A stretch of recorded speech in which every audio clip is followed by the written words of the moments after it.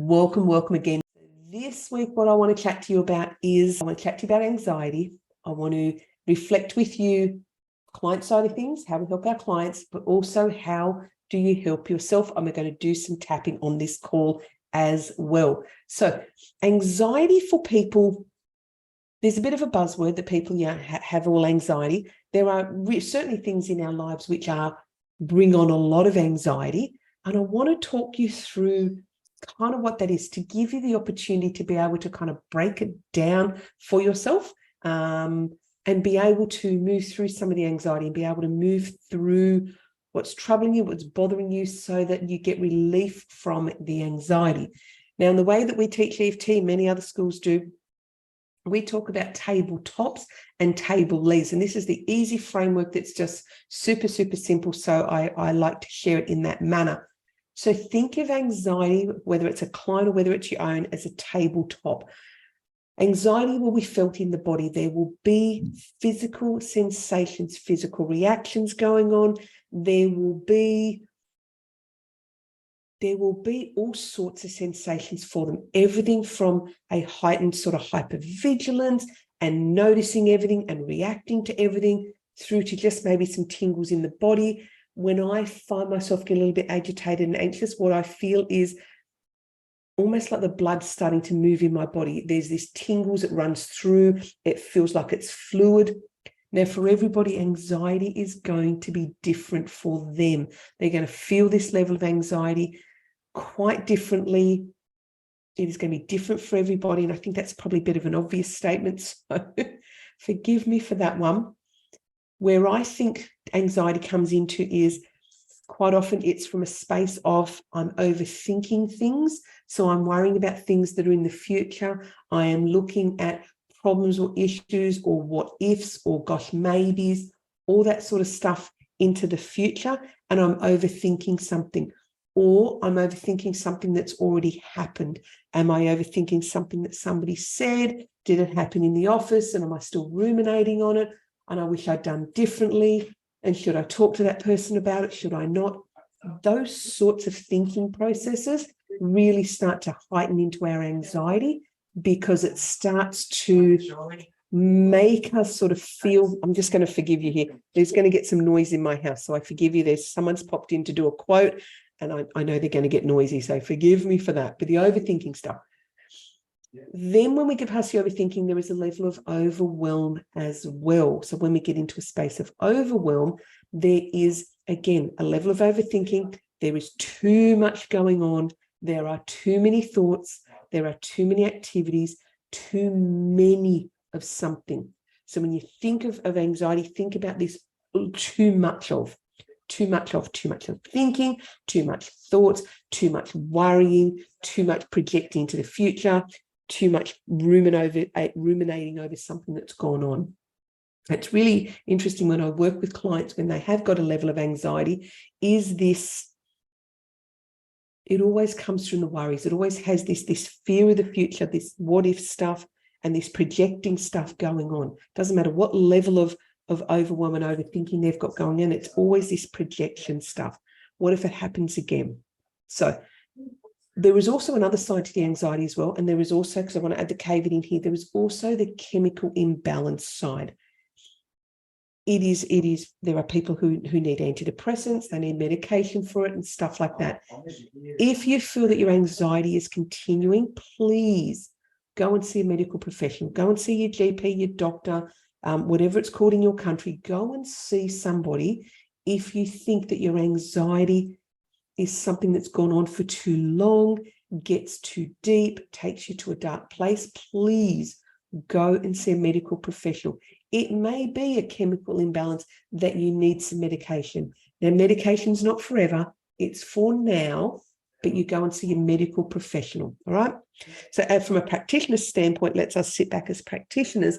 We can't fix everything. We shouldn't try to fix everything. Sure, we tried on everything, but recognize there comes a place where there is a referral place that we should be saying to our clients, maybe go and see your doctor and go and have a conversation with your doctor to make sure there's not something deeper going on here in your anxiety than what you have, or what you think's going on, what is going on. So let's take it back. So we're working with our client, we're going to work with our client, we're going to work with ourselves. When we think of anxiety, think of it as the tabletop. That's my favorite metaphor, is the tabletop, yeah?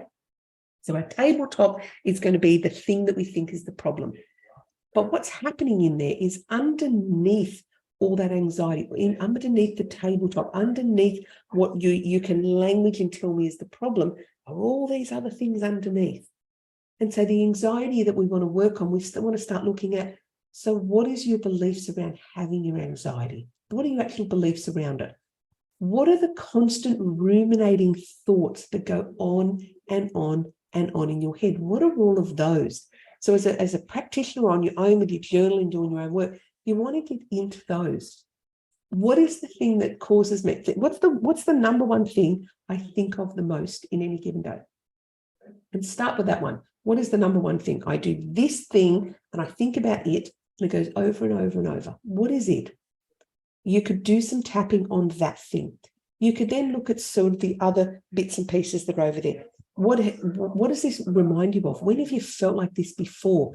Is it something you feel every day? Is it something that you feel when a particular person's around, a particular environment that you're in, a particular place and time? Does it have triggers? Does it have links to other things in your life? Go and look at those as well. They're a really great way. I have a lovely, lovely friend who's traveling. I hope he doesn't get to watch this. He's traveling around the world at the moment. He texted me the other day and go, I think I have this level of anxiety. I think my anxiety is getting worse when I'm traveling. What do I do about it? We're going to jump on a call and we're going to do a session.